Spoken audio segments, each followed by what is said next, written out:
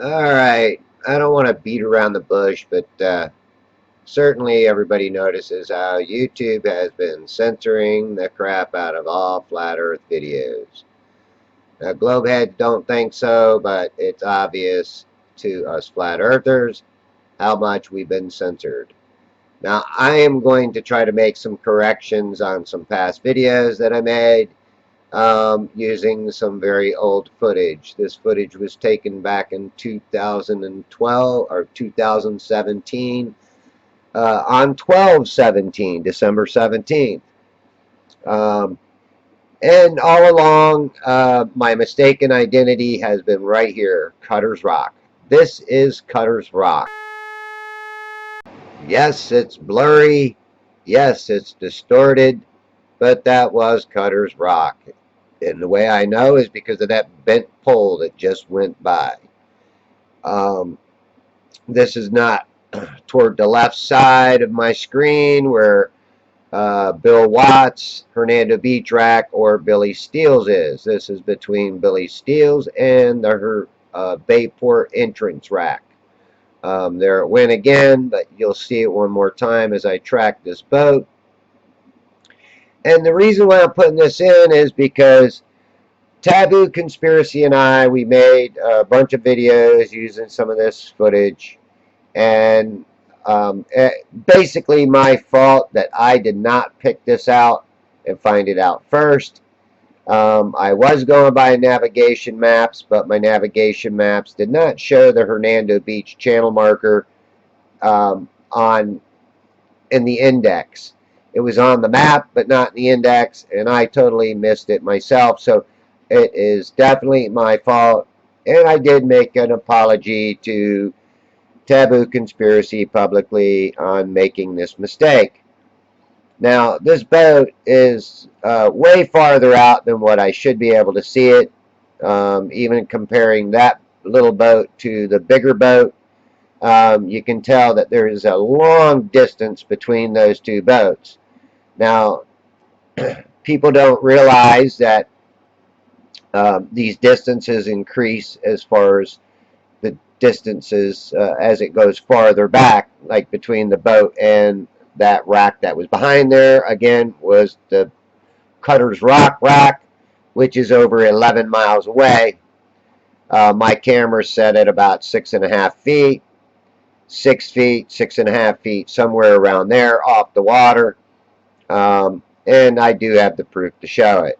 Now, I don't like cutting up a lot of my videos, but I am going to cut this one up only because of the fact that I want to show that there's really no way that we should be able to see this. Now, some people might say that this is looming, but I also want to show what looming is.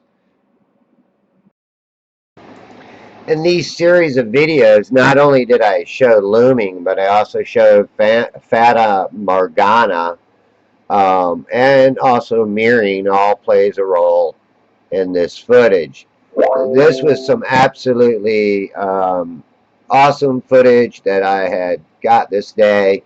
I wanted to share it all, and I still might, but again, I'm at the point where I'm kind of ready to throw in the towel. But as you see this boat, it gets higher and higher, and then it squashes down, then it stretches up, and then it'll mirror out, which you can't really put words to it to describe what's going on here, except for your eyes can tell you that this is all optical. And when you look at optics, you have to realize even when people are out doing surveying, they do have to take into consideration many different aspects of you know perspective, uh, atmospheric conditions.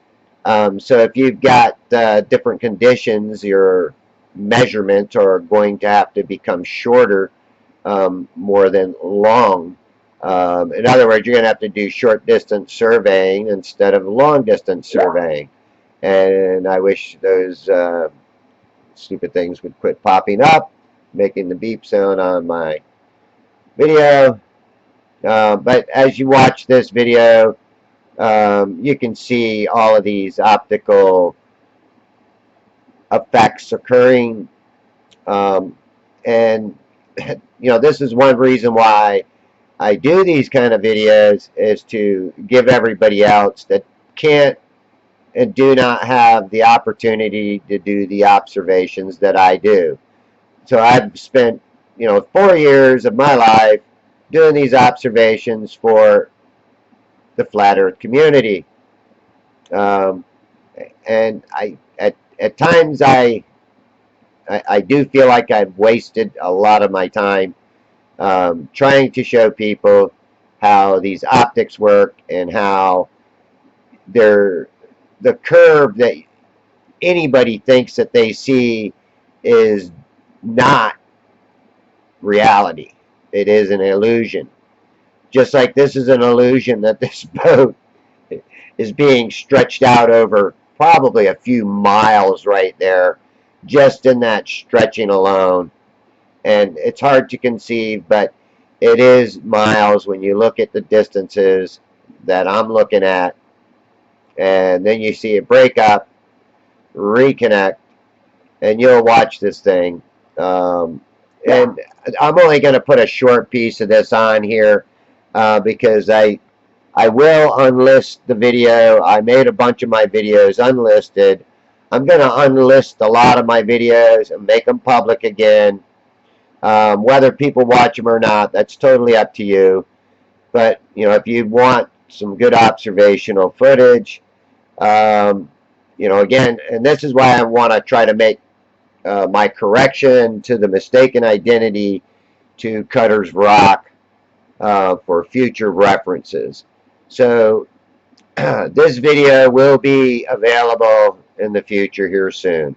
So I'm going to cut it short here, and I'm going to go back to some other original video that I've got of Cutter's Rock that was much earlier, like back in 2017, 2018 time. Okay, this footage was taken February 6, 2018. It was another one of them nice days. Water fairly calm, especially offshore. It seemed to be calmer than even what was inshore. Obviously, to the left of this boat was Bill Watts, Hernando Beach Rack, and the Billy Steels Rack. To the right of here, we're going to see another rack, and you'll also see this bent pole that I talk about. But you will see Cutter's Rock again. And this is what's really funny is Taboo Conspiracy and I, we deleted all the videos that we made using some of this footage because of my admission to misidentifying the rack, especially Cutter's Rock rack. So in turn, we wasted all this time, doing these videos. I upset him. I myself was more upset with myself than anything else because, again, I fished these waters for 25 years. I should have caught this mistake, but I didn't. And I feel really bad that I messed up, knowing these waters as well as I do, and then making a stupid mistake like that. But one of the things that I can tell you is I don't go offshore that often to find these racks. I own a flats boat. There is Cutter's Rock again. Plain and simple, that is Cutter's Rock. And again, you'll notice here soon I'll back out and I look at it again, and and I'm wondering to myself at that time, well, what was that? And it just didn't really even dawn on me that I was catching Cutter's Rock at this point. Now, what you see above the the visible water line is, in my eyes, more water, but it's just being mirrored. Now, as I back out, you'll start seeing this bent pole here to the right, and I'll try to point it out with an arrow, and you'll see what I mean. And again, the all the other racks right here it is.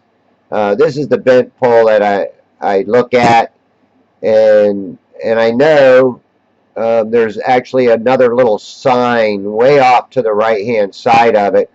Do I know what that sign is? No, I do not. It could just be a sign marking rocks. A lot of times when there's shallow rocks out there, the county will put out a sign or something showing that, danger, there is rocks out there. So you don't want to go driving right over the top of them, especially if you're doing 30, 40 miles an hour in a boat. Um, again, on these two particular days, it was some of the really awesome footage where I was seeing, my visibility was so great. I was seeing the water well beyond these racks. And this one of these last parts that I'm going to show um, will really definitely show you what I'm talking about. And then I have another one that I did want to show also, but I think it'll take the video way over into overtime and get people uninterested in watching these. I notice when you do long observational videos, you lose people's attention, and then they just don't pay attention to the details that are available in the videos. I mean, look, you can not only see birds way out there, you even see the wake of the boat. Now this boat is well past where I should be able to visually see it. Um, and what I'm waiting for is for me to do a zoom back. I zoomed back a little bit, but I thought I zoomed back all the way. Let me see. Maybe I didn't. Um, no, actually, I zoom in on a boat that's way past that boat. Um, again, I get into viewing so much, I forget to zoom in and out, which is always important to do. But obviously, you can see water well past these boats. And again, what you see above this visible water could be some looming, but what I think it is, it's more mirroring than it is looming. It's just in an area where if you split that, that's half mirror, half water. Um, so again, I just went past the Bayport rack. And that's one thing you can see is how high up the boats are compared to the Bayport rack in some of my videos. And then one of my other videos, my final video that I'm going to actually put out, my throwing in the towel video, I will put that out and kind of show you some differences that I see in some of the videos that I've done on how compression actually works. How these boats that should be up above or higher than the Bayport rack, um, or not actually higher, but beyond it higher. Just like you see the water, you know, again, hard to put words to some of these things when you want to make it understandable. I like to put things in layman's terms. I don't like to get too complicated. But there's your halfway marker, and you can see water well beyond it and well halfway up it. Um, I believe even on this particular day, there is some compression going on also. Not a lot, but there is compression happening. Again, I'm going to cut here and add in one last part. Okay, again, this is from December 17th, um 2017. Again, this was another part that I'm looking at the Hernando Beach channel markers here, and you are literally seeing the rocks that barely stick up above the water out there in this canal or the channel. It's a dredged out channel, and you see this boat that's well beyond um, this channel, um, and it is compressed. So to me, the whole horizon is being compressed. Um, and again, in my observations, it's been very hard to determine a lot of this stuff, unless I go into technical um, explanations, and these technical explanations can be more confusing than helpful. Um, Obviously, we do see compression out there. We do see fata morgana. We do see towering or looming, say. And looming is just a, a part created by the weather conditions. Now, you see me zoom back here, and then zoom back in, and there's no way I can actually see this boat with my physical eyes, naked eyes.